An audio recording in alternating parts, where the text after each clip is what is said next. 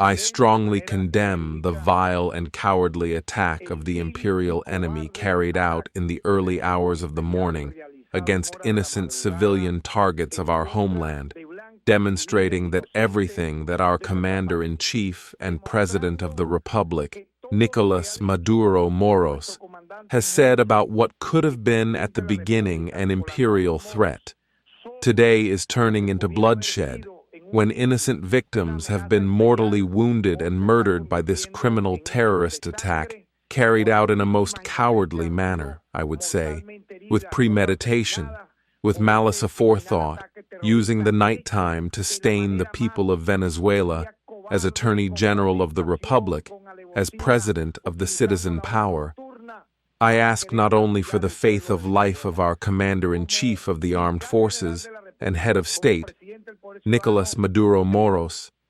but also for the life of our Commander-in-Chief of the Armed Forces and Head of State, Nicolás Maduro Moros, and his wife, our sister and first combatant, Celia Flores, but, apart from that faith of life, I hold the government of the United States of America directly responsible for any circumstance that may happen to our president and leader of the Bolivarian Revolution. I would like to remind the people of Venezuela of what happened on April 11th in the face of the vile kidnapping of our commander, President Hugo Chavez Frias.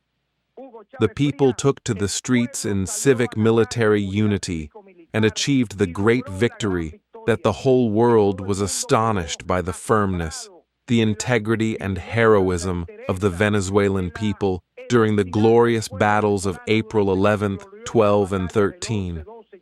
I want to vindicate that date. I want to vindicate that historic moment when I was even a brutal victim of an arbitrary detention. What for?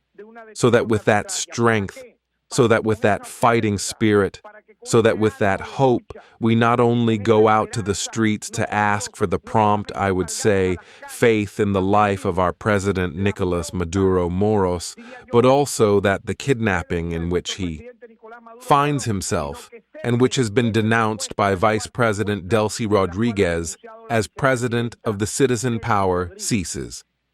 I call on our people, on all our officials throughout Venezuela, in all the prosecutors' offices of the country, to denounce these massive violations of human rights that have occurred today and before the world.